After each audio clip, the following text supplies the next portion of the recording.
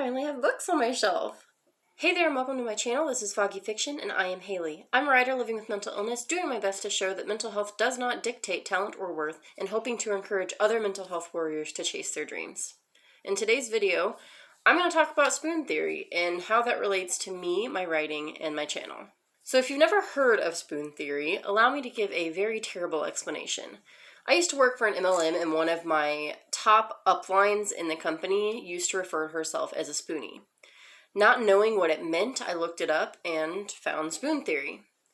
Now, spoon theory basically says that a person with chronic illness has a set number of spoons for the day, or energy. And any activity that you do requires a spoon, sometimes, often, more than one, that you don't get back for the day. I'll give a bad example. Let's say I start my day with 10 spoons. That's not an everyday thing, that's just for this example. I have a 5-hour shift at work that day, and I use 1 spoon for each hour. That leaves me with 5 spoons for the rest of the day. After work, I have therapy, and then I game for a couple hours. That's 2 more spoons. Between dinner and taking care of things around the house, I use another 2 spoons, leaving me with 1 spoon for the rest of my day, and I already know it's spoken for. I have what I've been told is called obsessive tendencies. Not full-blown OCD, but obsessive tendencies. At night, before I can go to sleep, I have to do my checks and make sure that both of the doors are locked. I have to touch the locks on the doors so that I know that they are locked, or jiggle the handle to know that it's locked. I have to see that all of my small appliances are unplugged, and the one that takes the most time, I have to make sure that the oven is turned off by pressing the button, and that each knob on the stove is in the off position. I have to do it multiple times until the anxiety eases and that sense of dread goes away, or at least goes away enough for me to feel like I can get to sleep. And sometimes I have to get up and do it again. That's my last spoon for the day. That means no spoons to take a shower, no spoons to do the dishes, no spoons to run errands, and if I absolutely have to do any of those things, then I'm borrowing spoons from tomorrow and potentially canceling plans that I had those spoons for. It's exhausting. And again, that was a terrible example. Now, just a quick disclaimer. I don't refer to myself as a spoonie. I don't like to call myself a spoonie because I don't know if this is supposed to apply to me. And I don't want to take that from the people that it is meant for. In the light research that I've done, it seems that people debate whether or not spoon theory applies to people with mental health disorders.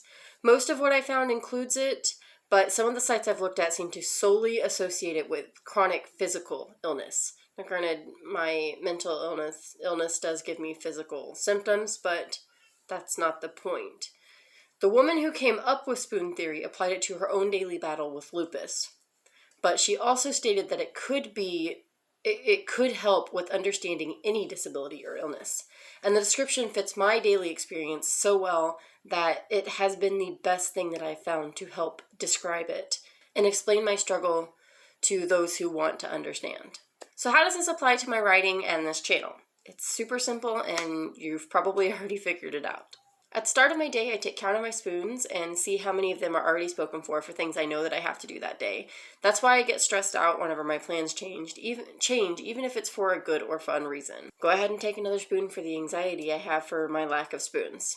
And if most of my spoons are already taken for the day, I'm probably not going to have the energy to write or work on my channel. I will likely be wrapped up in a blanket on the couch watching Pokemon, because that's my comfort thing. Or on a really bad day, the mental exhaustion gets so bad that I actually have to take a nap, which, if I'm really freaking lucky, might even recharge a spoon. But I doubt it. I don't leave my house much, so my spoon supply stretches a lot further than it could. I think that's why most of my writing gets done at the very end of the day when I'm already in bed for the night. I am a save a spoon type of person. I like to keep one available just in case something happens that I have no control over, which means there are a lot of times when I'm in bed, I've done my checks, and I realize that I have just enough energy, 1 more spoon, to throw into some writing time before I go to sleep. Also, I do enjoy writing and working on this channel, so those don't tend to take as many spoons as going to work does, which I like my job that I have now, so that also doesn't take as many spoons as previous jobs used to. I could spend 3 hours brainstorming and only use 1 spoon. It just depends on what it is that I'm doing, on how many spoons it's going to take, and how much energy it requires of me. Every day and every situation is different, and that's a big part of the reason why I keep a planner, so that I can see where I know that my spoons are already going and how I can best arrange the rest of the things I need to do that week so that I can have time most days to put into my writing and my channel. It obviously doesn't always work out the way that I want it to, but I do the best with the spoons that I have. I also want to add one more thing. I always worry about being so open with these kinds of things because of the stigma that surrounds mental illness. It is a major fear of mine that an agent I might query will see one of these videos and automatically put me on a no list because of my struggles with mental health. I worked a job where I unofficially was denied a promotion because of my mental illness and the fact that I don't take medication for it, which, side note, I support people who do take medication for mental illness. I don't because I have allergies to some medicines, and I'm afraid that I might take a medicine that I find out I'm allergic to and it kills me. So that is why I don't. I'm hoping to work through that so that I can take medication someday.